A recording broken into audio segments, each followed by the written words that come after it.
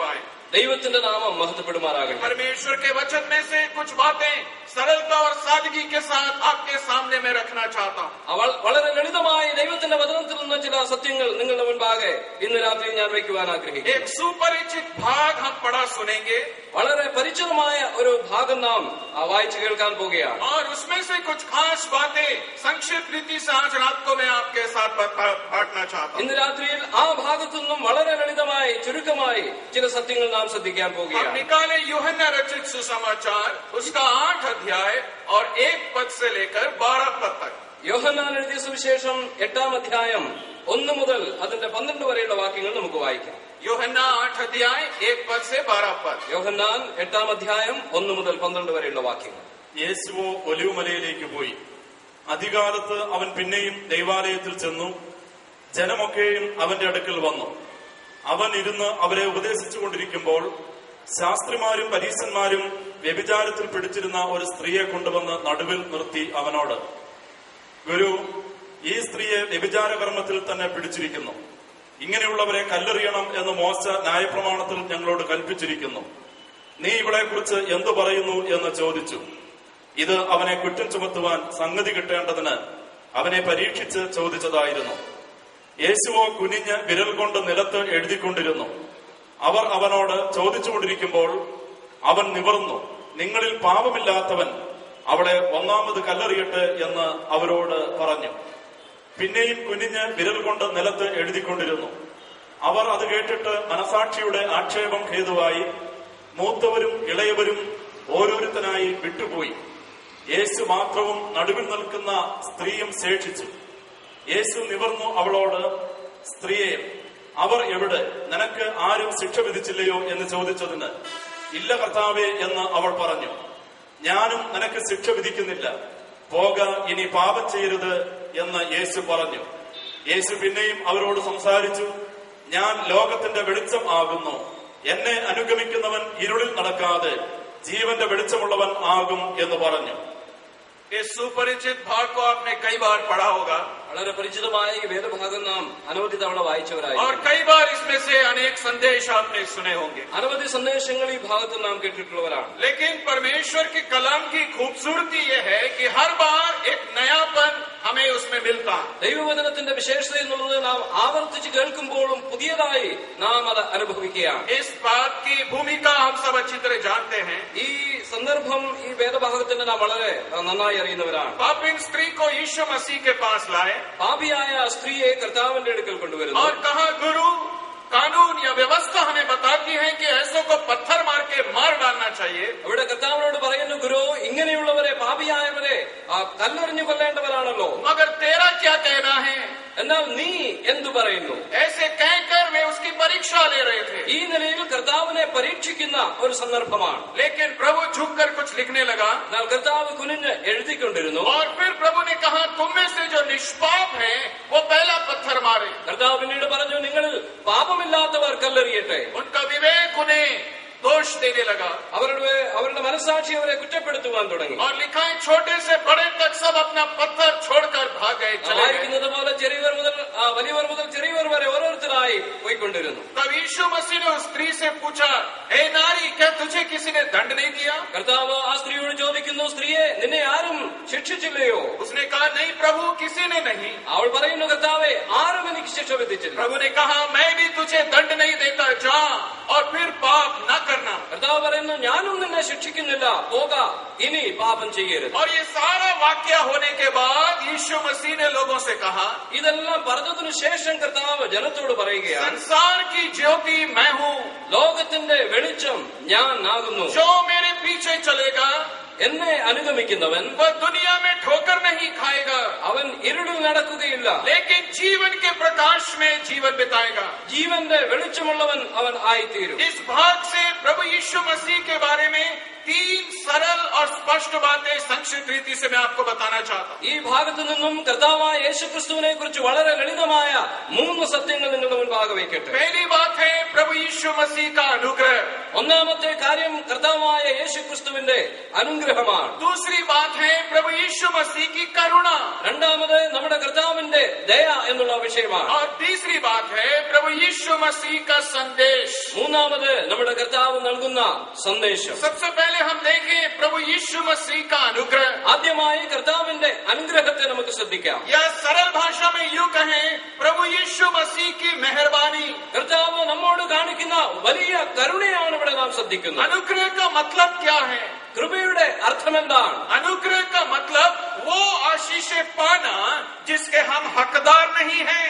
ആ കൃപയുടെ അർത്ഥമാണ് നാം അർഹിക്കാത്ത അനുഗ്രഹം പ്രാപിക്കുക. बहुत बड़ी आशीष है, വലിയ അനുഗ്രഹങ്ങൾ, बहुत उम्दा पद है, വലിയ ഉയർന്ന സ്ഥാനം, बहुत ऊंचा स्थान है। വലിയ ഉയർന്ന പദവികൾ वो मेरे लिए नहीं है, അത് എനിക്ക് അർഹിക്കുന്നതല്ല, वो मेरा ओहदा नहीं है। അത് എനിക്കുള്ളതല്ല. लेकिन परमेश्वर मुझ जैसे नाचीज को देखकर कहता है, चल आ, ये सारी बरकतें तेरे नाम मैंने की। ആ കർത്താവ് എനിക്ക് അയോഗ്യനായ എന്നോട് ഇതെല്ലാം നിനക്കുള്ളതാണ്, നിനക്ക് വേണ്ടി ഞാൻ തയ്യാറാക്കിയതാണെന്ന് പറഞ്ഞ് നമുക്കത് തരികയാണ്. इस भाग में भी हम प्रभु यीशु मसीह के अनुग्रह के बारे में हम पढ़ते हैं। ഈ ഭാഗത്തും കർത്താവായ യേശുക്രിസ്തുവിന്റെ ഇപ്രകാരമുള്ള കൃപയാണ് നാം കാണുന്നത്. यहाँ एक पापिन स्त्री खड़ी है, ഇവിടെ പാപിയായ സ്ത്രീയെ നാം ശ്രദ്ധിക്കുമ്പോൾ यहाँ पर बहुत बड़ी भीड़ खड़ी है, ഇവിടെ വലിയൊരു പുരുഷാരത്തെ നാം കാണുന്നു. सबके हाथ में बड़ा या छोटा पत्थर है। എല്ലാവരും കൈകളിൽ ചെറുതും വലുതുമായ കല്ലുകളേന്തി നിൽക്കുകയാണ്. आज्ञा पाने की देरी, पत्थर मार मार कर उसे मार डालने की पूर्ण तैयारी है। കൽപ്പന ലഭിച്ചാലുടൻ കല്ലുകൾ എറിഞ്ഞ് ഈ സ്ത്രീയെ കൊല്ലുവാൻ അവർ തയ്യാറാണ്. लेकिन इसके बीच में एक व्यक्ति खड़ा है। എന്നാൽ ഇവരുടെ മധ്യത്തിൽ ഒരു വ്യക്തി നിൽക്കുകയാണ്. और वो कौन है? അതാരാണ്? वो साक्षात परमेश्वर का पुत्र प्रभु यीशु मसीह है। അത് ദൈവപുത്രനായ യേശുക്രിസ്തുവാണ്. वो परमेश्वर, स्वयं परमेश्वर है।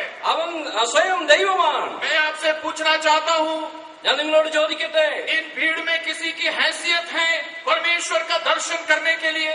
ഇവിടെ ഇരിക്കുന്ന ആരെങ്കിലും ദൈവത്തെ കണ്ടവരായി കാണുവാൻ യോഗ്യതയുള്ളവരായിട്ടുണ്ടോ? इस पापिन स्त्री की कोई हैसियत है कि परमेश्वर के पुत्र का दर्शन करे साक्षात अपने सामने? ആ തന്റെ ജീവിതത്തിൽ ഈ പാപിയായ സ്ത്രീക്ക് ജീവനുള്ള ദൈവത്തെ കാണുവാനുള്ള അർഹതയുണ്ടോ? किसी के पास कोई हैसियत नहीं है। ആർക്കും ഇങ്ങനെയുള്ള അധികാരമില്ല. लेकिन ये परमेश्वर का बड़ा अनुग्रह है। എന്നാൽ ഇത് ദൈവത്തിന്റെ വലിയ കൃപയാണ്. प्रभु यीशु मसीह का बड़ा अनुग्रह है। യേശു കർത്താവിന്റെ വലിയ അനുഗ്രഹമാണ്. स्वर्ग की सारी महिमा को तजकर मेरे और आपके समान एक मनुष्य बनकर इस दुनिया में आया। और देखिए, पापी इंसानों के सामने निष्पाप प्रभु यीशु मसीह साक्षात खड़ा है। ഈ സ്വർഗത്തിലെ സകല നന്മകളും ഉപേക്ഷിച്ച്, സർവ്വ അനുഗ്രഹങ്ങളും ഉപേക്ഷിച്ച് ഭൂമിയിലേക്ക് മനുഷ്യനായി അവതരിച്ച് പാപികളായ മനുഷ്യരുടെ മുമ്പാകെ പ്രത്യക്ഷപ്പെടുക എന്നുള്ളത് ദൈവത്തിന്റെ വലിയ കൃപയാണ്. इंसान की हैसियत नहीं कि वो परमेश्वर के सामने खड़ा हो। മനുഷ്യൻ ദൈവ മുൻപാകെ നിൽക്കുവാൻ യാതൊരു നിലയിലും അർഹനല്ല. केरल के मुख्यमंत्री साहब का नाम क्या है? കേരളത്തിലെ മുഖ്യമന്ത്രിയുടെ പേരെന്താണ്? आप सब जानते हैं, अच्युतानंदन साहब। നിങ്ങൾക്ക് എല്ലാവർക്കും അറിയാവുന്നതുപോലെ കേരളത്തിന്റെ മുഖ്യമന്ത്രി അച്യുതാനന്ദനാണ്. मैं आपसे एक सवाल पूछना चाहता हूँ। ഒരു ചോദ്യം ഞാൻ നിങ്ങളോട് ചോദിക്കട്ടെ. आप में से कितने लोगों ने व्यक्तिगत रीति से उनके ऑफिस में जाकर उनसे मुलाकात की? നിങ്ങളിൽ എത്ര പേർ കേരളത്തിന്റെ ബഹുമാന്യനായ മുഖ്യമന്ത്രിയുടെ ഓഫീസിൽ പോയി വ്യക്തിപരമായി അദ്ദേഹത്തോട് സംസാരിച്ചിട്ടുണ്ട്? शायद हम में से किसी ने नहीं किया। ഒരുപക്ഷെ നമ്മിൽ ആരും തന്നെ അങ്ങനെ ചെയ്തിട്ടുണ്ടാകണമെന്നില്ല. क्यों? എന്തുകൊണ്ടാണ്? वो एक बहुत बड़े मुख्यमंत्री, കാരണം അദ്ദേഹം ഈ ദേശത്തിന്റെ ഈ സംസ്ഥാനത്തിന്റെ മുഖ്യമന്ത്രിയാണ്. वो एक बड़े अधिकारी हैं, बड़े नेता हैं। അദ്ദേഹത്തിന്റെ ഒരു ഉയർന്ന സ്ഥാനമുണ്ട്, ഒരു അധികാരിയാണ് അദ്ദേഹം. मेरी और आपकी कोई हैसियत नहीं कि हम उनके दफ्तर में जाएं और उनके साथ चाय पिए। അദ്ദേഹത്തിന്റെ ഓഫീസിൽ കടന്നുപോയി അദ്ദേഹത്തോടൊപ്പം ചായ കുടിക്കുവാനുള്ള ആ അർഹത, യോഗ്യത ഒരുപക്ഷെ നമ്മിൽ ആർക്കും ഉണ്ടാകണം. मेरी बात गौर से सुनिए।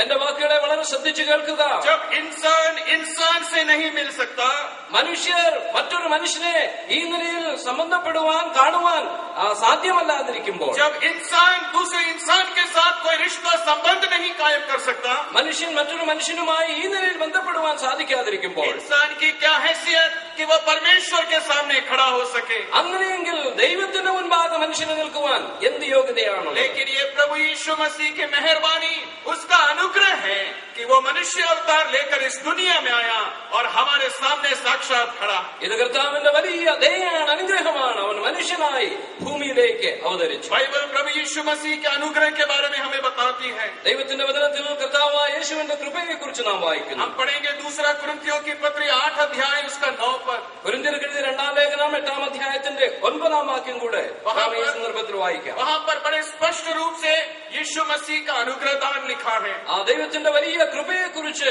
കൊരിന്ത്യർക്ക് എഴുതിയ 2-ാം ലേഖനം 8-ാം അധ്യായത്തിന്റെ 9-ാം വാക്യത്തിൽ നാം വായിക്കുന്നു. നമ്മുടെ കർത്താവായ യേശു ക്രിസ്തു സമ്പന്നൻ ആയിരുന്നിട്ടും അവന്റെ ദാരിദ്ര്യത്താൽ നിങ്ങൾ സമ്പന്നർ ആകേണ്ടതിന് നിങ്ങൾ നിമിത്തം ദരിദ്രനായി തീർന്ന കൃപ നിങ്ങൾ അറിയുന്നുവല്ലോ. यहाँ पर प्रभु यीशु मसीह के अनुग्रह का बयान है। കർത്താവായ യേശു ക്രിസ്തുവിന്റെ കൃപയുടെ വർണ്ണനമാണ് ഇവിടെ നാം വായിക്കുന്നത്. धनवान होते हुए भी हमारे लिए कंगाल बना, സമ്പന്നനായിരുന്നിട്ടും അവൻ ദരിദ്രനായി തീർന്നു. ताकि उसके कंगाल हो जाने से हम धनवान बन जाएं। അവൻ ദരിദ്രനായി തീർന്നത് കൊണ്ട് നാം സമ്പന്നരായി തീരണം. प्रभु यीशु मसीह धनवानों का धनवान था। കർത്താവ് ധനികരുടെ ധനികനായി ജീവിച്ചവനാണ്. कितना धनवान है? എത്ര ധനികനാണ്? पढ़िए भजन संहिता 50 उसका 12 पद। സങ്കീർത്തനം 50-ന്റെ 12-ാം വാക്യം നമുക്ക് വായിക്കാം. वहाँ परमेश्वर के धन के बारे में हम पढ़ते हैं। ദൈവത്തിന്റെ സമ്പത്തിനെ കുറിച്ച്, ധനത്തെ കുറിച്ച് നാം അവിടെ വായിക്കുന്നുണ്ട്. भजन 50 उसका 12 पद। 50-ാം സങ്കീർത്തനം അതിന്റെ 12-ാം വാക്യം. എനിക്ക് വിശന്നാൽ ഞാൻ നിന്നോട് പറയുകയില്ല, ഭൂലോകവും അതിന്റെ നിറവും എന്റേതത്രേ. यहाँ पर परमेश्वर कहता है संसार और संसार की पूर्णता मेरी है। ഇവിടെ ദൈവം പറയുകയാണ്, ഈ ഭൂമിയിലുള്ളതെല്ലാം എന്റേതാണ്, അതിന്റെ നിറവും എന്റേതാണ്. भजन संहिता 24 उसके पहले पद में भी कुछ ऐसा ही लिखा है। 24-ാം സങ്കീർത്തനത്തിന്റെ 1-ാം വാക്യത്തിലും ഇങ്ങനെ തന്നെയാണ് നാം വായിക്കുന്നത്. पूरा संसार और संसार के निवासी भी मेरा है। ഈ ഭൂലോകവും അതിലെ സകല ജനവും എന്റേതാണ്. कौन सा धनवान ऐसा कह सकता है? ഈ ഏത് മറ്റൊരു ധനികൻ ഇപ്രകാരം പറയുവാനായിട്ട് കഴിയും? कौन करोड़पति ऐसा दावा कर सकता ഈ है? ലോകത്തിലെ ഏത് കോടീശ്വരൻ ഇങ്ങനെ പറയുവാനായിട്ട് കഴിയും? सारा संसार मेरा है, संसार के सारे लोग मेरे अपने हैं। ഭൂലോകവും അതിലെ നിവാസികളും എന്റേത് എന്ന് പറയുവാൻ ആർക്ക് കഴിയും? कोई नहीं कह सकता है। ആർക്കും കഴിയില്ല. लेकिन ये प्रभु यीशु मसीह का धन है। ഇത് കർത്താവായ യേശു ക്രിസ്തുവിന്റെ സമ്പത്താണ്. ये सब उसी का है, उसी के ओर से है। ഇത് മുഴുവൻ അവന്റേതാണ്, അവനിൽ നിന്നാണ്. लेकिन कुरिन्थियों 8:9 में हमने पढ़ा धनवान होते हुए भी वह कंगाल बन गया। എന്നാൽ കൊരിന്ത്യ ലേഖനത്തിൽ നാം വായിച്ചതുപോലെ സമ്പന്നനായിരുന്നിട്ടും ദരിദ്രനായി തീർന്നു. कितना कंगाल बना? എത്ര ദരിദ്രനായി? हम पढ़ेंगे मत्ती 17 अध्याय उसका 27 पद। മത്തായിയുടെ സുവിശേഷം 17-ാം അധ്യായത്തിന്റെ 27-ാം വാക്യം നമുക്ക് വായിക്കാം. वहाँ यीशु मसीह के कंगालपन के बारे में एक इशारा हम पाते हैं। കർത്താവായ യേശു ക്രിസ്തു ദരിദ്രനായി തീർന്ന വിഷയം നാം അവിടെ വായിക്കുകയാണ്. എങ്കിലും നാം അവർക്ക് ഇടർച്ച വരുത്താതിരിക്കേണ്ടതിന് നീ കടലിലേക്ക് ചെന്ന് ചൂണ്ടലിട്ട് ആദ്യം കിട്ടുന്ന മീനിനെ എടുക്ക. അതിന്റെ വായു തുറക്കുമ്പോൾ ഒരു ചതുർദ്രഹ്മപ്പണം കാണും. അതെടുത്ത് എനിക്കും നിനക്കും വേണ്ടി കൊടുക്ക എന്ന് പറഞ്ഞു. प्रभु यीशु मसीह के शब्द हैं। യേശു കർത്താവാണ് ഇവിടെ സംസാരിക്കുന്നത്. पतरस को मंदिर में कर देने का सवाल है। ഇവിടെ പത്രോസിനോടുള്ള ബന്ധത്തിൽ മന്ദിരത്തിൽ കരം കൊടുക്കുന്ന വിഷയമാണ് സംസാരിക്കുന്നത്. और उस संदर्भ में प्रभु ने पतरस से कहा, ഈ സന്ദർഭത്തിൽ കർത്താവ് പത്രോസിനോട് പറയുന്നു, क्योंकि उनको ठोकर ना लगे, ഇടർച്ച വരുത്താതിരിക്കേണ്ടതിന് तू जाकर एक मछली पकड़ നീ കടലിൽ പോയി ഒരു മീൻ പിടിക്കുക, और उसका मुंह खोलना, ആ മീനിന്റെ വായ തുറക്കുക, और उसमें एक सिक्का मिलेगा, അവിടെ നിനക്ക് ഒരു പണം ലഭിക്കുന്നു. और उस सिक्के को तेरे और मेरे एवज में कर के रूप में मंदिर में चढ़ा देना। അത് ദേവാലയത്തിൽ കരമായി എനിക്കും നിനക്കും വേണ്ടി നൽകുക. मेरा सवाल, എന്റെ ചോദ്യം ഇതാണ്, ऐसा बताते समय प्रभु यीशु मसीह के जेब में कितने सिक्के थे? കർത്താവ് ഇത് പറയുമ്പോൾ തന്റെ പോക്കറ്റിൽ എത്ര നാണയം വെച്ചിട്ടുണ്ടായിരിക്കും? हम सब अच्छी तरह जानते हैं एक सिक्का भी नहीं था। നമുക്ക് പറയുവാനായിട്ട് കഴിയും, അവന്റെ പോക്കറ്റിൽ ഒന്നും തന്നെ ഇല്ലായിരുന്നു. किसके जेब में एक सिक्का नहीं? ഇന്ന് ആരുടെ പോക്കറ്റിലാണ് ഒരു നാണയവും ഇല്ലാതിരിക്കുന്നത്? दुनिया का धनवान परमेश्वर, ഈ ലോകത്തിന്റെ സർവ്വ സമ്പത്തിന്റെ ഉടമയായ जब ദൈവം वो मनुष्य रूप लेकर इस संसार में आया, ഈ ഭൂമിയിലേക്ക് മനുഷ്യനായി അവതരിച്ചപ്പോൾ वो इतना कंगाल और निर्धन बन गया അവൻ ഇത്രമാത്രം ദരിദ്രനായി തീർന്നു. कि उसको मंदिर में कर देने के लिए एक सिक्का जेब में। ദേവാലയത്തിന്റെ നികുതി അടയ്ക്കുവാൻ പോലും തന്റെ പക്കൽ ഒരു നാണയമില്ലാതെ വന്നു. जब वो क्रूस पर था, ക്രൂശിൽ താൻ കിടക്കുമ്പോൾ लोग उसके सैनिक उसके कपड़े आपस में बांट रहे थे। കർത്താവിന്റെ ആ വസ്ത്രം അവര് വിഭജിച്ചെടുക്കുകയാണ്. आमतौर पर मौत के बाद लोगों का धन संपत्ति हम बांटते हैं। ആ മരണശേഷം ജനങ്ങൾ അവരുടെ സമ്പത്തിനെ വിഭാഗിച്ചെടുക്കാറുണ്ട്. प्रभु यीशु मसीह की संपत्ति क्या है? യേശു കർത്താവിന് ഇങ്ങനെ വിഭാഗിച്ചെടുക്കുവാൻ എന്ത് സമ്പത്താണുള്ളത്? केवल तन के वस्त्र, താൻ ധരിച്ചുകൊണ്ടിരുന്ന വസ്ത്രം മാത്രം. उसके अलावा कुछ उसके पास नहीं है। ഇത് കൂടാതെ തനിക്ക് സമ്പത്തായി ഒന്നുമില്ല. धनवान होने पर भी कंगाल बन गया, ये उसका अनुग्रह है। ദൈവത്തിന്റെ കൃപയാണ്. ധനികനായിരുന്നിട്ടും താൻ ദരിദ്രനായി തീർന്നു. उसके जन्म के बारे में देखिए, അവന്റെ ജനനത്തെ കുറിച്ച് നാം എന്താണ് വായിക്കുന്നത്? कैसे गंदे मेले स्थान में उसका जन्म हुआ। ഏറ്റവും താഴ്ന്നതായ സ്ഥാനത്ത് താൻ ജനനം എടുക്കുകയാണ്. अरे आज के जमाने में तो मजदूर भी चाहते हैं कि हमारे बच्चे का जन्म अच्छे सरकारी अस्पताल में हो। ഇന്നത്തെ കാലത്ത് ഏറ്റവും താഴേക്കിടയിലുള്ളവർ പോലും ആഗ്രഹിക്കുന്നത് ഞങ്ങളുടെ കുഞ്ഞുങ്ങളുടെ ജനനം ഏറ്റവും നല്ല ആശുപത്രികളിലായിരിക്കും. लेकिन यीशु मसीह के सिलसिले में हम पढ़ते हैं, सराय में उनके लिए कोई जगह नहीं थी। എന്നാൽ യേശു കർത്താവിനെ കുറിച്ച് നാം വായിക്കുന്നത് അദ്ദേഹത്തിന് ജനിക്കുവാൻ പോലും സ്ഥലം ലഭിച്ചില്ല. गौशाले में, चरनी में जहाँ जानवरों को बांधते हैं, ऐसे स्थान में, मार्ग में प्रभु यीशु मसीह का जन्म हुआ। അതുകൊണ്ട് തന്നെ നമ്മുടെ കർത്താവിന്റെ ജനനം വഴിയരികിലായി ആ മൃഗങ്ങളോട് കൂടിയൊക്കെയാണ് നാം കാണുന്നത്. उसके जीवन के बारे में देखिए, അവന്റെ ജീവിതത്തെ കുറിച്ച് നോക്കുക. सबकी उसने सहायता और मदद की। എല്ലാവരും അവനെ സഹായിക്കുന്നവരായി കാണുന്നു. उसने अंधों को आंखें दी, അന്ധരായവരെ അവരുടെ കണ്ണുകൾ അവൻ തുറന്നു. उसने लंगड़ों को पैर दिए, അവന് നടക്കുവാനുള്ള ശക്തി നൽകി. उसने मुर्दों को जीवन दिया, മരിച്ചവരെ അവൻ ഉയർപ്പിച്ചു. बड़े बड़े आश्चर्य कर्म लोगों की भलाई के लिए किया। ജനത്തിന് നന്മയ്ക്ക് വേണ്ടി വലിയ അത്ഭുത പ്രവർത്തികളെ ചെയ്തു. लेकिन जब उसकी सहायता की बारी आई, എന്നാൽ അവനെ സഹായിക്കേണ്ട അവസരം വന്നപ്പോൾ भजन संहिता 69 में हम इस प्रकार पढ़ते हैं, 69-ാം സങ്കീർത്തനത്തിൽ നാം ഇപ്രകാരം വായിക്കുന്നു: मैंने किसी तरस खाने वाले को ढूंढा लेकिन को ना पाया। സഹായിക്കുവാൻ ഞാൻ നോക്കി, ആരെയും കണ്ടില്ല. उसके मृत्यु में देखिए, അവന്റെ മരണത്തെ കുറിച്ച് നോക്കുക. तन पे जो वस्त्र थे, केवल वो वस्त्र ही लेकर सैनिक आपस में बांटने लगे। താൻ ധരിച്ചുകൊണ്ടിരുന്ന ആ വസ്ത്രം തന്നെ പടയാളികൾ പിന്നീട് വിഭാഗിച്ചെടുത്തു. इतना दरिद्र बन गया, അവൻ ഇത്രമാത്രം ദരിദ്രനായി തീർന്നു. इतना कंगाल बन गया। ഒന്നുമില്ലാത്തവനായി ये തീർന്നു. क्या हमें बताता है? ഇത് നമ്മെ പഠിപ്പിക്കുന്നത് എന്താണ്? ये हमें ये बताता है कि प्रभु यीशु मसीह अनुग्रहकारी परमेश्वर है। കർത്താവായ യേശു ക്രിസ്തു കൃപയുള്ളവനാണ് എന്ന സത്യം നമ്മെ ये പഠിപ്പിക്കുന്നു. उसका अनुग्रह दान है। ഇത് കർത്താവിന്റെ കൃപാദാനമാണ്. धनवान होते हुए भी कंगाल बन गया कि उसके कंगाल हो जाने से हम धनी हो जाएं। സമ്പന്നനായിരുന്നവൻ ദരിദ്രനായി തീർന്നത് ദരിദ്രരായിരുന്ന നമ്മെ സമ്പന്നരാക്കുവാനാണ്. अरे वो महान परमेश्वर है। ഇത്ര വലിയവനായ ദൈവം. यदि आप भूगोल शास्त्र पढ़ें, നാം ഭൂമിശാസ്ത്രം പഠിക്കുകയാണെങ്കിൽ हम देखते हैं बड़े बड़े तारे और सूरज और चांद और पृथ्वी के बारे में जब पढ़ते हैं, നാം ഭൂമിയെക്കുറിച്ചും ഇതര ഗ്രഹങ്ങളെക്കുറിച്ചും നമുക്ക് പഠിക്കുവാൻ കഴിയും. हम वैज्ञानिक हमें बताते हैं कि इतने बड़े भूमंडल में पृथ्वी एक छोटे बिंदु या डॉट के समान है। ഈ വലിയ ലോകത്തെ കുറിച്ച് പറയുമ്പോൾ ശാസ്ത്രജ്ഞന്മാർ പറയുന്നത് നമ്മുടെ ഭൂമി എന്നുള്ളത് അതിൽ ഒരു ചെറിയ ഗ്രഹം മാത്രമാണ്. इतने बड़े ब्रह्मांड में ये पूरी दुनिया, कोटेम शहर नहीं, पूरी दुनिया एक छोटी बिंदु मात्र है। ഇത്ര വലിയ ഈ അഖിലാണ്ടത്തെ കുറിച്ച് നാം ചിന്തിക്കുമ്പോൾ ഈ കോട്ടയത്തെ കുറിച്ചല്ല, നാം വസിക്കുന്ന ഭൂമിയെ കുറിച്ച് പറയുന്നത് അതൊരു ചെറിയ ഗ്രഹം മാത്രമാണ്. और यदि इस बड़े ब्रह्मांड में पृथ्वी एक छोटा सा बिंदु है, तो मैं और आप भला कौन?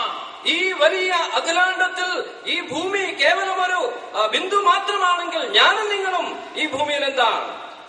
हम तो उस भाप के समान हैं जो अभी हैं और तभी लोप हो जाती। ഇന്ന് കണ്ട് ഉടനെ തന്നെ നശിച്ചു പോകുന്ന ആ സസ്യങ്ങൾക്ക് സമരാണ് നാം. हम उन मैदान के फूल के समान हैं जो सुबह खिलता है, शाम को मुरझा जाता है। രാവിലെ നാം കാണുകയും വൈകിട്ട് ഉതിർന്നു പോവുകയും ചെയ്യുന്ന ആ फूलों नाम तुल्यरान। वचन हमें बताता है हमारा जीवन उस पानी के बुलबुले के समान है जो देखते ही देखते फूट जाता है, बर्बाद हो जाता है। ദൈവവചനത്തിൽ നാം വായിക്കുന്നത് ആ വെള്ളത്തിലെ കുമിളകൾക്ക് തുല്യമാണ്, നാം കാണുമ്പോൾ തന്നെ അതില്ലാതായി തീരുകയാണ്। इतने बड़े ब्रह्मांड के इतने छोटे से पृथ्वी में इतने अगण्य इंसान जो मैं और आप हैं, ഇത്ര വലിയ ഈ അഖിലാണ്ടത്തിൽ ഇത്രയും ചെറിയവരായ ഞാനും നിങ്ങളും ഉള്ളപ്പോൾ हमारे बारे में यीशु मसीह ने कहा तुम्हारे सर के बाल गिने हुए हैं। നമ്മെ കുറിച്ച് കർത്താവ് പറയുന്നത് നിങ്ങളുടെ തലയിലെ ഓരോ രോമവും എണ്ണപ്പെട്ടിരിക്കുകയാണ്। जो बातें आपके बारे में आप नहीं जानते वो बातें आपके बारे में खुदा जानता है। നമ്മളെ കുറിച്ച് നാം അറിയാത്ത എല്ലാ കാര്യങ്ങളും എല്ലാവിധമായ കാര്യങ്ങളും ദൈവം. क्यों? എന്തുകൊണ്ടാണ് അങ്ങനെ? क्योंकि ये उसका अनुग्रह दान है. യെസ്, ഇതെല്ലാം അവന്റെ കൃപയുടെ ദാനമാണ്. यदि उसकी मेहरबानी, उसका अनुग्रह न हो तो एक पल हम जिंदों की जमीन पर कायम नहीं रह सकते. ഈ വലിയവനായ ദൈവത്തിന്റെ അനുഗ്രഹമില്ലെങ്കിൽ, കൃപയില്ലെങ്കിൽ നാം ഒരു നിമിഷം പോലും ഈ ഭൂമിയിൽ ജീവിപ്പാൻ അർഹതയുള്ളവരല്ല. एक परमेश्वर के दास ने अपनी पुस्तक में इस प्रकार लिखा है. ഒരു ദൈവദാസൻ തന്റെ പുസ്തകത്തിൽ പ്രകാരം എഴുതി. उन्होंने ऐसे एक काल्पनिक बात अपने पुस्तक में लिखी है. അദ്ദേഹം ഇങ്ങനെ കാൽപ്പനികമായിട്ട് എഴുതിയ ഒരു വിഷയമാണ്. ये हकीकत नहीं है, अपनी कल्पना में उन्होंने ऐसा लिखा है सारे जानकारी इकट्ठे करने के बाद. സംഭവിച്ച കാര്യമല്ല, അദ്ദേഹം ചിന്തിച്ച് എഴുതിയ ഒരു വിഷയമാണ്. उन्होंने कहा, मान लीजिए हम 1 रुपए में 1000 किलोमीटर की यात्रा कर सकते हैं. അദ്ദേഹം ഇങ്ങനെയാണ് എഴുതിയിരിക്കുന്നത്, നാം 1 രൂപ കൊണ്ട് 1000 കിലോമീറ്റർ നാം സഞ്ചരിക്കുകയാണെന്ന് വിചാരിക്കുക. ऐसा हो नहीं सकता आज के जमाने में, लेकिन मान लीजिए एक बात समझाने के लिए कि 1 रुपए में हम 1000 मील यात्रा, किलोमीटर यात्रा कर सकते हैं. അദ്ദേഹം പറയുന്നത് ഇങ്ങനെയാണ്, 1 രൂപ കൊണ്ട് 1000 കിലോമീറ്റർ നാം സഞ്ചരിക്കുകയാണെന്ന് വിചാരിക്കുക. और उन्होंने कहा, यदि हम ऐसा मान लेते हैं, നാം അങ്ങനെയൊന്ന് വിചാരിക്കുകയാണെങ്കിൽ തന്നെ, तो उन्होंने कहा चांद तक इंसान को पहुंचने के लिए कुल खर्चा 9 रुपए का आएगा. ചന്ദ്രൻ വരെ നാം ഈ ഭൂമിയിൽ നിന്ന് സഞ്ചരിക്കുകയാണെങ്കിൽ ആ കണക്കനുസരിച്ച് 9 രൂപ നാം ചെലവഴിക്കേണ്ടി വരും. और फिर उन्होंने कहा, इस खर्चे के मुताबिक, इस अनुमान के मुताबिक सूर्य तक पहुंचने के लिए 14 रुपए का खर्च आएगा. അദ്ദേഹം തുടർന്ന് എഴുതുകയാണ്, നാം ഇങ്ങനെ ചിന്തിക്കുകയാണെങ്കിൽ സൂര്യൻ വരെ നാം സഞ്ചരിക്കുവാൻ 14 രൂപ നമുക്ക് ചെലവഴിക്കേണ്ടതായിട്ട് വരും. और फिर उन्होंने अंत में ऐसा लिखा, അവസാനമായി അദ്ദേഹം എഴുതുകയാണ്, सबसे नजदीक तारा जो है पृथ्वी के, ഈ ഭൂമിയോട് ഏറ്റവും അടുത്തുള്ള നക്ഷത്രം, और उस तक यदि हमें पहुंचना है, അവിടം വരെ നാം പോകുവാൻ ആഗ്രഹിക്കുകയെന്ന് वो വിചാരിക്കുക. चांद और सूरज से भी बहुत दूर है. सबसे नजदीक तारा നമ്മുടെ ഭൂമിയോട് വളരെ അടുത്ത ഗ്രഹം പോലും, നക്ഷത്രം പോലും സൂര്യനിൽ നിന്നും ചന്ദ്രനിൽ നിന്നും ഒക്കെ വളരെ ദൂരത്തിലാണ്. और अनुमान के मुताबिक यदि 9 रुपए में चांद, 14 रुपए में सूरज तक पहुंच सकते हैं, നാം ചിന്തിച്ചതുപോലെ 9 രൂപയ്ക്ക് നാം ചന്ദ്രനിലും 14 രൂപയ്ക്ക് സൂര്യനിലും എത്തിച്ചേരുമെങ്കിൽ, तो इस अनुमान के मुताबिक सबसे नजदीकी तारे तक पहुंचने के लिए 210 करोड़ रुपए का खर्च करना पड़ेगा. അദ്ദേഹം പറയുകയാണ്, 210 കോടി രൂപ നാം ചെലവഴിച്ചെങ്കിൽ മാത്രമേ ഏറ്റവും അടുത്തുള്ള നക്ഷത്രത്തിൽ നമുക്ക് എത്തിച്ചേരുവാൻ കഴിയൂ. सबसे दूर तारा नहीं, सबसे नजदीक तारा जो शायद रोज रात को आप देखते हैं आसमान. ഒരുപക്ഷെ നാം എന്നും രാത്രിയിൽ കാണുന്ന നമ്മോട് ഏറ്റവും അടുത്തുള്ള നക്ഷത്രത്തിൽ എത്തുവാൻ ഇത്രയധികം ചെലവ്. इतना बड़ा परमेश्वर है. നമ്മുടെ ദൈവം എത്ര വലിയവനാണ്. और इस परमेश्वर के बारे में लिखा है, वो तारों को गिनता है और उन्हें नाम लेकर पुकारता है. നാം ഈ ദൈവത്തെ കുറിച്ച് വായിക്കുന്നത് നക്ഷത്രങ്ങളെ എണ്ണി അവയെ പേർ ചൊല്ലി വിളിക്കുന്നവൻ എന്നാണ്. हमारे राजस्थान में गर्मी बहुत पड़ती है, ഞങ്ങളുടെ ദേശമായ രാജസ്ഥാന് വളരെയധികം ചൂട് ഉള്ള പ്രദേശമാണ്. और गर्मी के समयों में हम छत में जाकर सोते हैं रात को. ഈ ചൂടുള്ള സമയത്ത് അധികം ആൾക്കാരും ഉറങ്ങുന്നത് വീടിന്റെ മേളിലാണ്. क्योंकि पंखे और कूलर सब नाकाम हो जाते हैं. അവിടെ ഈ സമയത്ത് ഉപയോഗിക്കുന്ന ഫാനും മറ്റും ചൂട് കുറയ്ക്കുവാൻ, ശമിപ്പിക്കുവാൻ ഉതകുന്നതല്ല. और हमारे बचपन में जब हमको नींद नहीं आती रात को, ഞങ്ങളുടെ ചെറുപ്പത്തിൽ രാത്രിയിൽ ഇങ്ങനെ കിടക്കുമ്പോൾ, ഉറക്കം വരാതിരിക്കുമ്പോൾ, तो हमारे बच्चे हमको पूछते हैं, बोलते हैं अपनी माँ से, माँ मुझे नींद नहीं आ रही. അപ്പോൾ ചെറിയ കുട്ടികൾ അമ്മയോട് പറയാറുണ്ട്, ഞങ്ങൾക്ക് ഉറക്കം വരുന്നില്ല. तो माँ एक बात बोलती है, അപ്പോൾ സാധാരണ അമ്മമാര് കുഞ്ഞുങ്ങളോട് പറയുന്ന ഒരു കാര്യം, बेटा आसमान के तारों को गिनना शुरू करो, नींद आ जाएगी. നീ ഒരു കാര്യം ചെയ്തുകൊള്ളുക, ഇങ്ങനെ കിടക്കുമ്പോൾ ഈ ആകാശത്തിലെ നക്ഷത്രങ്ങളെ എണ്ണുവാൻ ഒരുങ്ങിക്കൊള്ളൂ, അപ്പോൾ നിനക്ക് തനിയെ ഉറക്കം വന്നുകൊള്ളൂ. भला कौन गिन सकता है? ഈ നക്ഷത്രങ്ങളെയൊക്കെ ആർക്ക് എണ്ണി തീർക്കുവാൻ കഴിയും? परमेश्वर गिन सकता है. ദൈവം മാത്രം അത് हम ചെയ്യുന്നവരാണ്. नहीं कर सकते हैं. നമ്മളത് ചെയ്യുവാൻ കഴിവുള്ളവരല്ല. इतना महान परमेश्वर ഇത്ര വലിയവനായ ദൈവം यहाँ किसके सामने खड़ा है? ഇവിടെ ആരുടെ മുൻപിലാണ് താൻ ऐसे പ്രത്യക്ഷനായത്? पापी लोगों के सामने खड़ा है. പാപികളായ മനുഷ്യരുടെ മുൻപാകെ താൻ और വരികയാണ്. आज रात को हमारे बीच में ये साक्षात प्रभु यीशु मसीह है. ഇന്ന് രാത്രിയിൽ നമ്മുടെ മധ്യത്തിൽ അവൻ ആഗതനാണ്. प्रभु यीशु मसीह आपके दिलों से बात कर रहा है. നിങ്ങളുടെ ഹൃദയങ്ങളോട് ഈ കർത്താവിന് സംസാരിച്ചു കൊണ്ടിരിക്കുകയാണ്. इतना महान परमेश्वर आपका अनुग्रह, अपना अनुग्रह दान आपको देना ഈ चाहता है. വലിയവനായ ദൈവം തന്റെ കൃപാദാനം നമുക്ക് തരുവാൻ ആഗ്രഹിക്കുകയാണ്. परमेश्वर हमारे बीच में है. ये यीशु यीशु मसीह का अनुग्रह है। നമ്മുടെ മധ്യത്തിൽ ദൈവം വന്നിട്ടുണ്ടെങ്കിൽ അത് കർത്താവായ യേശു ക്രിസ്തുവിന്റെ കൃപയാണ്. यीशु मसीह अनुग्रहकारी है।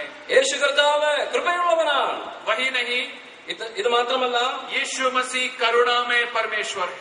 അവൻ കരുണയുള്ള ദയയുള്ള ദൈവമാണ്. प्रभु यीशु मसीह दया दिखाता है। കർത്താവായ യേശു ക്രിസ്തു ദയ ഉള്ളവനാണ്. प्रभु यीशु मसीह मुझे और आपके जीवन में करुणा दिखाता है। എന്റെയും നിങ്ങളുടെയും ജീവിതത്തിൽ കരുണ കാണിക്കുന്നവൻ, ദയ കാണിക്കുന്നവനാണ് നമ്മുടെ കർത്താവ്. 10 और 11 पद में യോഹന്നാൻ 8 अध्याय में हमने पढ़ा, प्रभु ने पूछा, क्या तुझे किसी ने दंड नहीं दिया?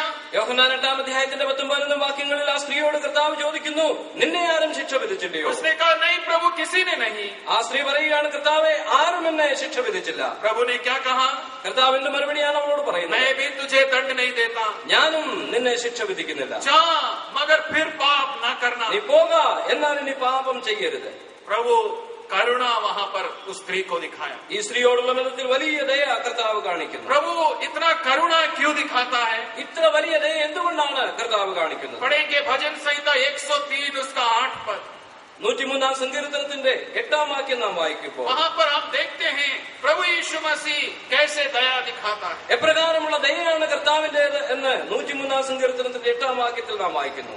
യഹോവ കരുണയും കൃപയും നിറഞ്ഞവൻ ആകുന്നു, ദീർഘക്ഷമയും മഹാദയയും ഉള്ളവൻ തന്നെ. वो दया और करुणा से भरा हुआ परमेश्वर है। കരുണയും കൃപയും നിറഞ്ഞവനായ ദൈവം. उसके पास आज रात को आपके लिए थोड़ी करुणा नहीं है। ഇന്ന് രാത്രിയിൽ ഈ കർത്താവിന്റെ പക്കൽ നിങ്ങൾക്ക് വേണ്ടിയുള്ളത് കുറച്ച് കരുണ മാത്രമല്ല. उसके पास उसके दिल में आपके लिए आधा दिल का करुणा नहीं है। ആ കുറഞ്ഞ മനസ്സോടുകൂടെ ഉള്ള ഒരു ദയയല്ല കർത്താവ് वो കാണിക്കുന്നത്. अपने मन में भरा हुआ दया और करुणा आपको दिखाना चाहता है। തന്നിൽ നിറഞ്ഞു കവിയുന്ന ദയയാണ് കർത്താവ് നമുക്ക് വേണ്ടി തരുവാൻ उसके बारे ആഗ്രഹിക്കുന്നത്. में एक और बात पौलुस 2 कुरिन्थी 1 अध्याय 3 पद में हमें बताता है। കൊരിന്ത്യർക്കെതിരെ 2 ലേഖനം 1 അധ്യായത്തിന്റെ 3 വാക്യത്തിൽ ഈ കർത്താവിന്റെ കരുണയെക്കുറിച്ച് പൗലോസ് അപ്പോസ്തലൻ ഇങ്ങനെ എഴുതുന്നുണ്ട്.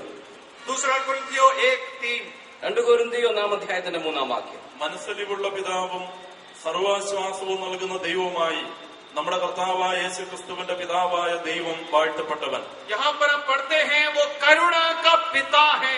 ഇവിടെ സർവാശ്വാസങ്ങളുടെയും പിതാവ് എന്ന നാം അവരെ കുറിച്ച് വായിക്കും. सारी दया का पिता है, स्रोत है वो। ആ സർവ്വ ദയയുടെയും ശ്രോതാവായി ഈ കർത്താവിനെ നാം और കാണുന്നു. ये करुणामय प्रभु यीशु मसीह यहाँ इस पापी स्त्री पर भी अपनी दया और करुणा दिखाता ഈ है। വലിയ കരുണയുള്ള ദൈവം പാപിയായ സ്ത്രീക്കും തന്റെ വലിയ കരുണ കാണിക്കുകയാണ്. जब लोग भीड़ प्रभु के पास आए ഈ വലിയ പുരുഷാരം കർത്താവിന്റെ അടുക്കൽ വന്നപ്പോൾ और प्रभु का पूछने लगे, हम क्या करें इस स्त्री को? ഈ സ്ത്രീയെ കുറിച്ച് ഇവിടെ എന്താണ് ചെയ്യേണ്ടതെന്ന് ചോദിച്ചപ്പോൾ प्रभु ने कहा, तुम में जो निष्पाप है वो पत्थर मारे। കർത്താവ് പറഞ്ഞു, നിങ്ങളിൽ പാപമില്ലാത്തവർ കല്ലെറിയട്ടെ. क्या हुआ? എന്താണ് സംഭവിച്ചത്? छोटे से बड़े तक सब चले गए। ചെറിയവർ മുതൽ വലിയവർ വരെ എല്ലാവരും പോയി. 2 जने बाकी बचे, അവിടെ 2 പേർ മാത്രം ശേഷിച്ചു. एक स्त्री और एक प्रभु यीशु मसीह। ആ സ്ത്രീയും കർത്താവായ യേശു ക്രിസ്തു. मैं आपको पूछना चाहता हूँ, ഞാൻ നിങ്ങളോട് ചോദിക്കട്ടെ, क्या उस भीड़ में कोई ऐसा था जो उस स्त्री पर पत्थर मार सकता है? ആ പുരുഷാരത്തിൽ ആ സ്ത്രീയെ കല്ലെറിയുവാൻ യോഗ്യരായി ആരെങ്കിലും ഉണ്ടായിരുന്നോ? क्या कोई निष्पाप व्यक्ति उनके बीच में था जो उस स्त्री को पत्थर मार सकता है? ആ സ്ത്രീയെ കല്ലെറിയുവാൻ പാപമില്ലാത്തവരായി ആരെങ്കിലും അവിടെ ഉണ്ടായിരുന്നോ? एक जना था, കേവലം ഒരുവൻ മാത്രം.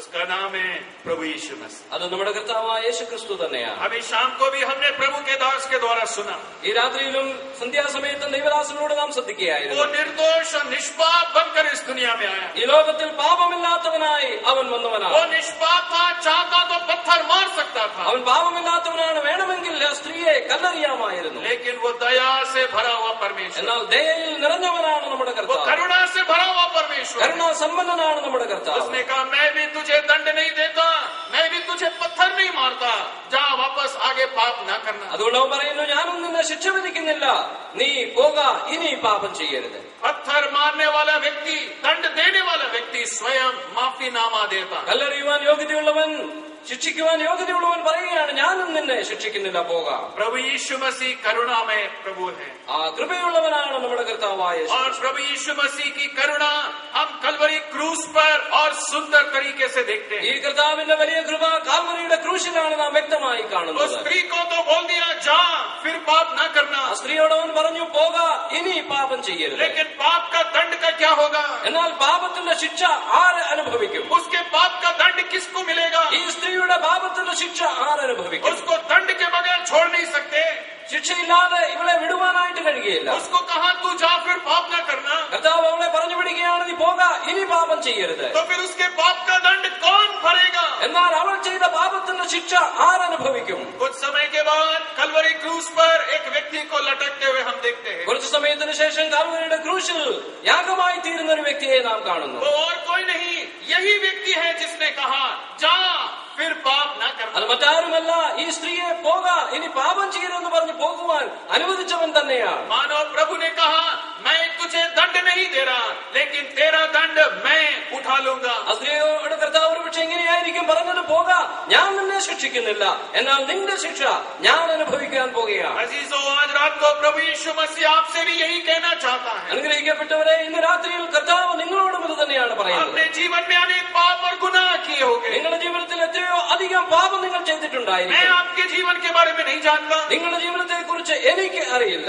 शायद आपके दोस्त नहीं जानते, നിങ്ങളുടെ സുഹൃത്തുക്കൾ ഒരുപക്ഷെ നിങ്ങളുടെ പാപ ജീവിതത്തെ കുറിച്ച് शायद അറിയില്ല. आपके परिवारजन नहीं जानते, നിങ്ങളുടെ കുടുംബാംഗങ്ങൾ നിങ്ങളുടെ ജീവിതത്തെ കുറിച്ച് അറിയുന്നവരല്ല. लेकिन एक खुदावंद है जो सब जानता है. എന്നാൽ എല്ലാം അറിയുന്ന ഒരു ദൈവമുണ്ട്. हमारे विचारों को दूर से समझने वाला परमेश्वर है. നമ്മുടെ ചിന്തകളെ പോലും ദൂരത്തു നിന്ന് മനസ്സിലാക്കുന്നവൻ. वो हमारे गुनाहों का दंड अपने ऊपर उसने सहा. നമ്മുടെ പാപത്തിന്റെ ശിക്ഷ മുഴുവൻ അവൻ തന്നിൽ ഏറ്റെടുക്കുകയാണ്. आपके पापों के कारण उसके हाथों में कीलें ठोकी गई. നിങ്ങളുടെ പാപ നിമിത്തം അവന്റെ കൈകൾ തുളയ്ക്കപ്പെട്ടു. आपके पैर के किए हुए पापों के कारण उसके पैरों में कीलें ठोकी നമ്മുടെ गई. കാലുകൊണ്ടും ചെയ്ത പാപത്തിന് നിമിത്തം അവന്റെ കാലുകൾ ശിക്ഷിക്കപ്പെട്ടു. आपके पापों के कारण उसके मुंह पर थूका गया. നമ്മുടെ പാപ നിമിത്തം അവന്റെ മേൽ തുപ്പുകയുണ്ടായി. आपके पापों के कारण उसके दाढ़ी के बाल एक एक करके नोचे गए. നിങ്ങളുടെ പാപ നിമിത്തം അവന്റെ താടിരോമങ്ങൾ പിഴുത് എറിയുകയുണ്ടായി. आपके पापों के कारण उसकी पीठ पर 39 कोड़े मार मार कर उसकी पीठ छलनी कर दी गई. നിങ്ങളുടെ പാപ നിമിത്തം അവനെ ദണ്ഡിപ്പിച്ച് അടിച്ച് നിന്ദിക്കുകയുണ്ടായി. आपके पापों के कारण उसके सर पर बड़े बड़े कांटों का ताज गूंथ कर रखा നിങ്ങളുടെ गया. വലിയ പാപങ്ങൾ നിമിത്തം അവന്റെ തലയിൽ മുൾക്കിരീടം വെച്ച് അടിക്കുകയുണ്ടായി. आपके पाप और गुनाहों के कारण उसके सिर पर सरकंडे से मारा गया. ആ വടികൊണ്ട് തലയിൽ അവനെ നിങ്ങളുടെ പാപം നിമിത്തം അടിക്കുകയുണ്ടായി. आपके पापों के कारण उसके आंखों में पट्टी बांधकर वह सैनिकों ने मुक्के और घूसे मारकर मजाक किया. पूछा बता तुझे किसने मारा? നിങ്ങളുടെ പാപ നിമിത്തം അവന്റെ കണ്ണുകളെ കെട്ടി അവനെ അടിച്ച് നിന്ദിച്ച് പടയാളികൾ ചോദിക്കുന്നു, പറയുക, നിന്നെ അടിച്ചവൻ ആരാണ്? आपके पापों का दंड यीशु मसीह ने कलवरी क्रूस पर चुकाया. നിങ്ങളുടെ പാപത്തിന്റെ സർവ്വ ശിക്ഷയും യേശു കർത്താവ് ക്രൂശിൽ प्रभु വഹിക്കുകയുണ്ടായി. यीशु मसीह ने ऐसा इसलिए किया क्योंकि वो दयालु और करुणामय प्रभु है. ഇതെല്ലാം കർത്താവ് ചെയ്തത് കൃപയുള്ളവനായതുകൊണ്ടാണ്, ദയയുള്ളവനായതുകൊണ്ടാണ്. परमेश्वर पिता का पूरा पूरा प्रकोप और क्रोध उसके ऊपर आन पड़ा. പിതാവായ ദൈവത്തിന്റെ പാപത്തിന്റെ മേലുള്ള സകല ശിക്ഷയും അവന്റെ മേൽ വരികയുണ്ടായി. जो देखने में 10,000 से भी सुंदर था, क्रूस पर इतना विरूप हो गया, दूर से देखने से समझ में नहीं आता वो मनुष्य है या मांस का लोथड़ा. 10,000-ത്തിലധികം സുന്ദരനായിരിക്കുന്ന നമ്മുടെ കർത്താവ് ക്രൂശിൽ ഒരു മാംസകഷ്ണമായി വിരൂപനായി മനുഷ്യനെന്ന് പോലും മനസ്സിലാക്കുവാൻ കഴിയാത്തവനായി തീരുകയാണ്. कारण ഇതിന്റെ എല്ലാം കാരണം എന്താണ്? यीशु मसीह करुणा दिखाता. യേശു കർത്താവ് കൃപയുള്ളവനാണ്, കരുണയുള്ളവനാണ്. यदि आज से 10 साल पहले उसने इस पापित स्त्री से कहा जा मैं भी तुझे दंड नहीं देता, ഈ പാപിയായ സ്ത്രീയോട് കർത്താവ് 2010 വർഷം മുൻപ് പോക, ഞാൻ നിന്നെ ശിക്ഷിക്കുന്നില്ല എന്ന് പറഞ്ഞെങ്കിൽ ध्यान से आपकी दिल की आवाज को सुनिए. आज रात को प्रभु धीरे से आपके कानों में भी यही कह रहा है, जा तेरे गुनाहों के लिए मैं भी तुझे दंड नहीं देता. നിങ്ങളുടെ ഹൃദയത്തിലും ഇന്ന് രാത്രിയിൽ നിങ്ങളോടും കർത്താവ് ഒരു പക്ഷേ ഇത് പറയുന്നുണ്ടാകും, പോക, ഞാൻ നിങ്ങളെ ശിക്ഷിക്കുന്നില്ല. तेरा दंड मैंने उठा लिया, നിങ്ങളുടെ ശിക്ഷ ഞാൻ അനുഭവിച്ചു. तेरा दंड मैंने क्रूस पर सह लिया. നിങ്ങൾക്ക് വേണ്ടിയുള്ള സകല ശിക്ഷയും ക്രൂശിൽ ഞാൻ അനുഭവിച്ചു. अब तू जा, आजाद होकर जा.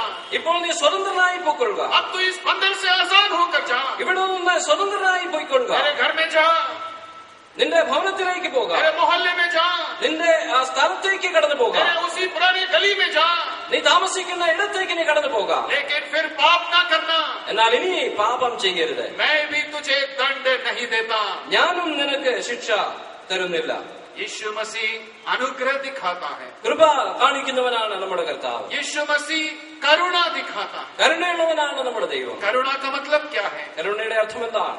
वो दंड नहीं पाना जो पाने के हम योग्य हैं। നമുക്ക് യോഗ്യമായിരിക്കുന്ന ശിക്ഷ നമുക്ക് നൽകാതിരിക്കുക. प्रभु यीशु मसीह के दाएं और बाएं ओर दो चोर लटकाए गए। കർത്താവിന്റെ ഇരുവശത്തും ക്രൂശിക്കപ്പെട്ട കള്ളന്മാരെ നാം കാണുന്നു. एक चोर ने दूसरे चोर से कहा, हम तो न्यायानुसार दंड पा रहे हैं। അവരിൽ ഒരുവൻ മറ്റൊരുവനോട് പറയുകയാണ്, നാം നിയമപ്രകാരം ന്യായമായിട്ടുള്ള ശിക്ഷ അനുഭവിക്കുന്നു. पाप किया है तो दंड तो पाना ही है। നാം തെറ്റ് ചെയ്തെങ്കിൽ അതിന്റെ ശിക്ഷ അനുഭവിക്കേണ്ടവരാണല്ലോ. लेकिन यहाँ एक व्यक्ति है जो कहता है, मैं तुझे दंड नहीं दे सकता हूँ लेकिन नहीं देता, जा आजाद हो। എന്നാൽ ഇവിടെ മറ്റൊരുവനെ നാം കാണുന്നു, ഞാൻ നിന്നെ ശിക്ഷ വിധിക്കുവാൻ യോഗ്യനാണെങ്കിലും ശിക്ഷ വിധിക്കുന്നില്ല, പോക, പാപം ചെയ്യരുത്. यीशु मसीह अनुग्रह देता है। അനുഗ്രഹം കൃപ ചെയ്യുന്നവനാണ് നമ്മുടെ കർത്താവ്. यीशु मसीह करुणा दिखाता है। കരുണയുള്ളവനാണ് നമ്മുടെ കർത്താവ്. और अंत में यीशु मसीह का संदेश क्या है? അവസാനമായി ഈ കർത്താവിന്റെ വലിയ സന്ദേശം എന്താണ്? इस पापिन स्त्री को देखकर कहता है, ഈ സ്ത്രീയെ നോക്കിക്കൊണ്ട് കർത്താവ് പറയുകയാണ്, 11वें पद में उसने कहा, जा फिर पाप कतई मत करना। 11ാം വാക്യത്തിൽ കർത്താവ് പറയുന്നു, പോക, ഇനി പാപം ചെയ്യരുത്. आगे को पाप ना करना, ഇനിയുള്ള ജീവിതത്തിൽ നീ പാപം ചെയ്യുവാൻ പാടില്ല. मतलब आगे को अपवित्र नहीं, पवित्र जीवन बिताना। എന്ന് പറഞ്ഞാൽ ഇനി അശുദ്ധ ജീവിതമല്ല, പാപജീവിതമല്ല, വിശുദ്ധ ജീവിതം നയിക്കേണ്ടവളാണ്. ये भला कैसे हो सकता है? ഇതെങ്ങനെ സംഭവിക്കും? इतने साल तक पाप में रहने वाली स्त्री अब अचानक पवित्र जीवन कैसे बिता सकती है? പാപിയായ ജീവിതം നയിച്ച ഈ സ്ത്രീ പെട്ടെന്ന് തന്നെ ഒരു വിശുദ്ധ ജീവിതം എങ്ങനെ നയിക്കും? इसलिए यीशु मसीह ने 12वें पद में यूं कहा, അതുകൊണ്ട് കർത്താവായ യേശുക്രിസ്തു 12ാം വാക്യത്തിൽ ഇങ്ങനെ പറയുന്നു, जगत की ज्योति मैं हूँ, ലോകത്തിന്റെ വെളിച്ചം ഞാനാകുന്നു. जो मेरे पीछे चलेगा वह अंधकार, दुनिया के अंधकार में ठोकर नहीं खाएगा, എന്നെ അനുഗമിക്കുന്നവൻ ഇരുളിൽ നടക്കാതെ ജീവന്റെ വെളിച്ചമുള്ളവരാണ്, परंतु जीवन की ज्योति पाएगा। അങ്ങനെയുള്ളവർ ജീവന്റെ വെളിച്ചമുള്ളവരായി തീരും. ये प्रभु का संदेश है, ഇതാണ് കർത്താവ് നൽകുന്ന സന്ദേശം, पवित्र जीवन बिताना। വിശുദ്ധ ജീവിതം നയിക്കുക. देखिए पतरस ने क्या कहा अपनी पत्री में। അപ്പോസ്തലനായ പത്രോസ് തന്റെ ലേഖനത്തിൽ എന്താണ് ഇതിനെ കുറിച്ച് പറയുന്നത്? पहला पतरस पहला अध्याय 15 और 16 पद। പത്രോസിന്റെ 1ാം ലേഖനം 1ാം അധ്യായത്തിന്റെ 15ഉം 16ഉം വാക്യങ്ങളിൽ. पहला पतरस पहला अध्याय 15 और 16 पद। 1 പത്രോസ് 1ാം അധ്യായം 15ഉം 16ഉം വാക്യങ്ങൾ. പണ്ട് നിങ്ങളുടെ അജ്ഞാനകാലത്തുണ്ടായിരുന്ന മോഹങ്ങളെ മാതൃകയാക്കാതെ നിങ്ങളെ വിളിച്ച വിശുദ്ധന് ഒത്തവണ്ണം അനുസരണമുള്ള മക്കളായി എല്ലാ നടപ്പിലും വിശുദ്ധരാകുകയും ഞാൻ വിശുദ്ധനാകിയാൽ നിങ്ങളും വിശുദ്ധരായിരിപ്പീൻ എന്ന് എഴുതിയിരിക്കുന്നുവല്ലോ. यही प्रभु यीशु मसीह का संदेश है। ഇതാണ് കർത്താവായ യേശുക്രിസ്തുവിന്റെ സന്ദേശം. मैं पवित्र हूँ इसलिए तुम भी पवित्र बनो। ഞാൻ വിശുദ്ധനാകിയാൽ നിങ്ങളും വിശുദ്ധരായിരിക്കും. यदि यहाँ पर ऐसे कोई बैठे हैं जिन्होंने प्रभु यीशु मसीह पर विश्वास किया है ഇവിടെ കർത്താവായ യേശുക്രിസ്തുവിൽ വിശ്വസിച്ചവരായ ആരെങ്കിലും ഇരിക്കുന്നുണ്ടെങ്കിൽ, और आपने अनुग्रह का उद्धार दान आपके जीवन में पाया है, ആ രക്ഷയുടെ സുവിശേഷം അംഗീകരിച്ച് രക്ഷിക്കപ്പെട്ടവരാണെങ്കിൽ, ऐसे लोगों को देखकर प्रभु कहता है पवित्र जीवन बिताना। അങ്ങനെയുള്ളവരോട് കർത്താവ് പറയുന്നത് വിശുദ്ധ ജീവിതം നയിക്കുക. पवित्र जीवन क्यों बिताना? എന്തുകൊണ്ട് വിശുദ്ധ ജീവിതം നയിക്കണം? क्योंकि पवित्रता हमें यीशु मसीह के समान बनाती है। നമ്മുടെ വിശുദ്ധ ജീവിതം നമ്മെ കർത്താവിന് സമരാക്കി തീർക്കുകയാണ്. हमारे जीवन की पवित्रता, प्रभु की पवित्रता हमारे जीवन से सारी अशुद्धता को दूर करती है। കർത്താവിന്റെ വിശുദ്ധി നമ്മുടെ ജീവിതത്തിലെ സകല അശുദ്ധിയെയും നീക്കുന്നതാണ്. और याद रखना, पवित्रता और आदर दोनों साथ साथ चलते हैं। ആ വിശുദ്ധിയും ആദരണപൂർവമായ ജീവിതവും ഒന്നിച്ചുള്ളതാണ്. जिसका चरित्र पवित्र है उसको आदर और सम्मान मिलता है। സ്വഭാവം നല്ലവരായിരിക്കുന്നവരെ നാം ബഹുമാനിക്കാറുണ്ട്, ആദരിക്കാറുണ്ട്. मुझे नहीं मालूम किसने कहा, ഇത് ആര് പറഞ്ഞു എന്നുള്ളത് എനിക്കറിയില്ല. लेकिन कहने वाले ने सही कहा। എന്നാൽ ഇങ്ങനെ പറഞ്ഞിരിക്കുന്നത് വളരെ സത്യമാണ്. धन गया कुछ नहीं गया, പണം നഷ്ടപ്പെട്ടാൽ ഒന്നും നഷ്ടപ്പെട്ടില്ല. स्वास्थ्य गया थोड़ा कुछ गया, ആരോഗ്യം നഷ്ടപ്പെട്ടാൽ കുറച്ച് നഷ്ടപ്പെട്ടു. चरित्र गया तो सब कुछ गया। സ്വഭാവം നഷ്ടപ്പെട്ടാൽ സകലവും നഷ്ടപ്പെട്ടു. चरित्र है तो सब कुछ है, സ്വഭാവമുണ്ടെങ്കിൽ എല്ലാമുണ്ട്. गवाही है, पवित्रता है तो आदरमान है। സാക്ഷ്യമുണ്ടെങ്കിൽ, വിശുദ്ധ ജീവിതമുണ്ടെങ്കിൽ നാം ബഹുമാനിക്കപ്പെടുമെന്നുള്ളത് സംശയമില്ല. प्रभु यीशु मसीह का अनुग्रह हमने सुना, കർത്താവായ യേശുക്രിസ്തുവിന്റെ കൃപയെക്കുറിച്ച് നാം ശ്രദ്ധിച്ചു. प्रभु यीशु मसीह के करुणा के बारे में हमने सुना, കർത്താവിന്റെ ദയയെക്കുറിച്ച് നാം ശ്രദ്ധിച്ചു. प्रभु यीशु मसीह के संदेश के बारे में हमने सुना। കർത്താവിന്റെ സന്ദേശം നാം ശ്രദ്ധിക്കുകയുണ്ടായി. प्रभु को जो काम करना था प्रभु ने कर दिया है, കർത്താവിന് ചെയ്യുവാനുള്ളതെല്ലാം താൻ പൂർണ്ണമായി ചെയ്തു. और आज जो काम आपको करना है, आपको करने के लिए एक अवसर मैं देना चाहता हूँ। എന്നാൽ നിങ്ങൾക്കിനി ചെയ്യുവാനുള്ളതിന് ഒരവസരം നിങ്ങൾക്ക് തരുവാൻ ഞാൻ ആഗ്രഹിക്കുകയാണ്. आपको क्या करना है? എന്താണ് ചെയ്യേണ്ടത്? जहाँ भी आप बैठे बैठे हैं, നിങ്ങൾ എവിടെ ഇരിക്കുന്നവരായാലും, जहाँ भी आप खड़े हैं, നിങ്ങൾ എവിടെ ഈ കൂട്ടത്തിൽ एक നിൽക്കുന്നവരായാലും विश्वास की प्रार्थना दिल की गहराई से करें। ആ ഹൃദയത്തിൽ നിന്ന് വിശ്വാസത്തിന്റെ പ്രാർത്ഥന പ്രാർത്ഥിക്കുവാനിടയാകട്ടെ. दिल से इसलिए क्योंकि परमेश्वर दिल देखता, ആ ഹൃദയത്തിൽ നിന്ന് ഇതുകൊണ്ടാണ് നമ്മുടെ ഹൃദയത്തെ കാണുന്നവനാണ് നമ്മുടെ ദൈവം. मनुष्य बाहरी रूप देखता है लेकिन खुदा मन को जांचता है। നമ്മുടെ പുറമെയുള്ളത് മനുഷ്യൻ നോക്കുമ്പോൾ ഹൃദയത്തെ കാണുന്നവനാണ് ദൈവം. हृदय के गहराई से विश्वास के साथ यूं प्रार्थना करें, ഹൃദയത്തിന്റെ ആഴത്തിൽ നിന്ന് വിശ്വാസത്തോടുകൂടെ ഇങ്ങനെ പ്രാർത്ഥിക്കുക. प्रभु जी मैं पापी हूँ, കർത്താവേ, ഞാൻ പാപിയായ ഒരു വ്യക്തിയാണ്, मुझे माफ कीजिए, എന്നോട് ക്ഷമിക്കണമേ, मेरे जीवन में आइए, എന്റെ ജീവിതത്തിലേക്ക് അവിടുന്ന് കടന്നു വരണമേ, मुझे अपना संतान बनाइए। എന്നെ അവിടുത്തെ മകനായ മകളായി തീർക്കണമേ. एक सरल सादगी प्रार्थना आप करें, ഈ ലളിതമായ പ്രാർത്ഥന നാം പ്രാർത്ഥിക്കുമ്പോൾ परमेश्वर आपके विश्वास का आदर करेगा, ദൈവം നിങ്ങളുടെ വിശ്വാസത്തെ ആദരിക്കുവാൻ परमेश्वर പോകുകയാണ്. आपके प्रार्थना को कबूल करेगा നിങ്ങളുടെ പ്രാർത്ഥനയെ ദൈവം സ്വീകരിക്കും. और अपना उद्धार दान, अनुग्रह का दान, मुक्ति दान, क्षमा दान और जीवन दान आपको देगा। നിങ്ങളുടെ ജീവിതത്തിൽ കർത്താവ് തന്റെ വലിയ രക്ഷയെ, വലിയ വിടുതലിനെ, പാപത്തിൽ നിന്നുള്ള വീണ്ടെടുപ്പിനെ, എന്നേക്കുമായുള്ള നിത്യജീവനെ ദൈവം തരും. आइए हम हमारे सरों को झुकाएं, നാം നമ്മുടെ തലകളെ വണക്കാം, आइए हमारी आंखों को हम बंद करें। നമ്മുടെ കണ്ണുകളെ നമുക്ക് അടയ്ക്കാം. अगले कुछ पलों के बाद ये सभा समाप्त होने वाली है। കുറച്ചു സമയത്തിന് ശേഷം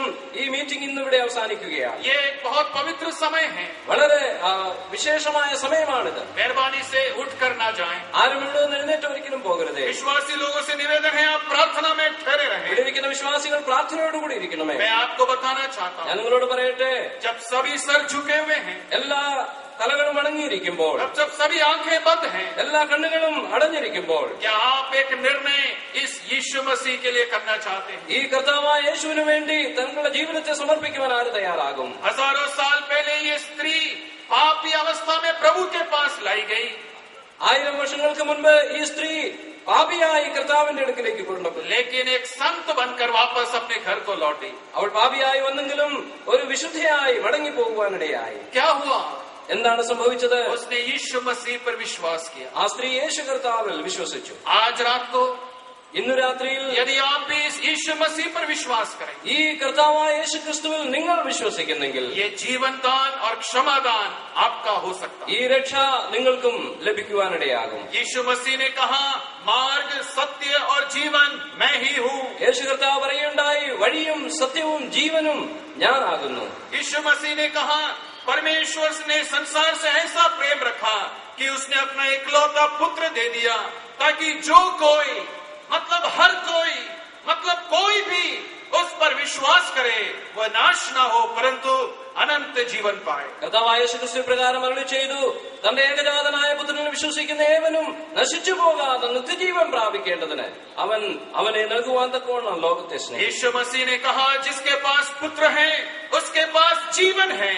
जो पुत्र की नहीं मानता वह जीवन को नहीं देखेगा परंतु परमेश्वर का क्रोध उस पर बना रहे। യേശു കർത്താവ് പറഞ്ഞു, പുത്രനുള്ളവന് ജീവനുണ്ട്, പുത്രനില്ലാത്തവനോ ജീവനെ കാണുകയില്ല, അവൻ നിത്യദണ്ഡനമാണ് അനുഭവിക്കുവാൻ. ये परमेश्वर की योजना है ഇത് ദൈവത്തിന്റെ പരിപാടിയാണ്. कि आप पापों की क्षमा प्राप्त करें, പാപത്തിൽ നിന്ന് വീണ്ടെടുപ്പ് പ്രാപിക്കുക, अनंत जीवन प्राप्त करें। നിത്യജീവൻ അനുഭവിക്കുന്നവരാകുക. आज के बाद पाप में मरने की जरूरत नहीं है। ഇന്നത്തേന് ശേഷം നിങ്ങൾ പാപത്തിൽ മരിക്കേണ്ട ആവശ്യമില്ല. आज के बाद पाप में जीने की जरूरत नहीं है। ഇനി പാപത്തിൽ ജീവിക്കേണ്ട ആവശ്യമില്ല. यीशु मसीह ने आपकी ओर अपना हाथ बढ़ाया है। യേശു കർത്താവ് തന്റെ കരം നിങ്ങൾക്ക് വേണ്ടി क्या നീട്ടിയിരിക്കുകയാണ്. आप भी अपना हाथ बढ़ाकर प्रभु यीशु मसीह को थामना चाहते हैं? നിങ്ങൾ നിങ്ങളുടെ കരങ്ങളെ നീട്ടി കർത്താവിനെ സ്വീകരിക്കുവാൻ തയ്യാറാണോ? यदि आप ऐसा करना चाहते हैं, അങ്ങനെ നിങ്ങൾ ചെയ്യുവാൻ ആഗ്രഹിക്കുന്നെങ്കിൽ मैं एक अवसर आपको देना चाहता हूँ। ഒരു നിമിഷം ഞാൻ നിങ്ങൾക്ക് വേണ്ടി തരുവാൻ ആഗ്രഹിക്കുക. जहाँ भी आप बैठे हैं, നിങ്ങൾ എവിടെയാണ് ഇരിക്കുന്നതെങ്കിലും मेहरबानी से अपने स्थानों में यदि आप खड़े हो जाएं, തങ്ങളുടേതായ സ്ഥലങ്ങളിൽ എഴുന്നേറ്റ് നിൽക്കുകയാണെങ്കിൽ मैं आपको देख सकता हूँ, ഞാൻ നിങ്ങളെ കാണുവാനിടയാകും,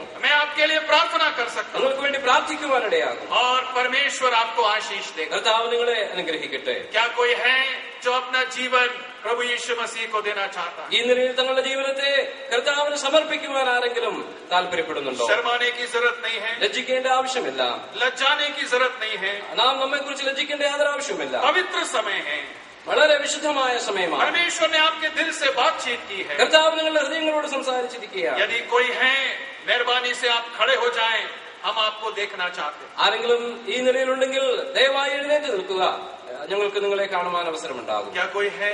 ആരെങ്കിലും ഉണ്ടോ? भाइयों में से कोई है? സഹോദരന്മാരുടെ ഭാഗത്തുനിന്ന് ആരെങ്കിലും ഉണ്ടോ? बहनों में से कोई है സഹോദരിമാരുടെ ഭാഗത്തുനിന്ന് ആരെങ്കിലും ഉണ്ടോ? समय को व्यर्थ ना गवाएं। നമ്മുടെ സമയത്തെ നമുക്ക് നഷ്ടപ്പെടുത്തുവാനിടയാകരുതേ. आज का अवसर कल मिले ना मिले कोई भरोसा नहीं. ഇന്ന് നമുക്ക് ലഭിച്ചിരിക്കുന്ന അവസരം പിന്നീട് ലഭിക്കുമെന്ന് നമുക്ക് ചിന്തിക്കുവാനിടയില്ല. क्या कोई है जो जीवन में पापों की क्षमा पाना चाहता है? ജീവിതത്തിൽ പാപത്തിന്റെ ക്ഷമ പ്രാപിക്കുവാൻ ആര് ആഗ്രഹിക്കുന്നു? यहाँ बैठने वालों में या बाहर सुनने वालों में कोई भी है जो क्षमा दान और जीवन दान पाना चाहता है, आप मेहरबानी से आपके स्थानों में खड़े हो जाएं. ഇവിടെ ഇരിക്കുന്നവരായിട്ട് ആരെങ്കിലും ഉണ്ടെങ്കിൽ, പുറകിൽ ഉള്ളവരായിട്ട് ആരെങ്കിലും ഉണ്ടെങ്കിൽ, ഈ രക്ഷ അനുഭവിക്കുവാൻ ആഗ്രഹിക്കുന്നെങ്കിൽ ദയവായി എഴുന്നേറ്റ് നിൽക്കുക. एक अवसर मैं आपको देना चाहता हूं. ഒരു നിമിഷം നിങ്ങൾക്ക് വേണ്ടിയാണ്.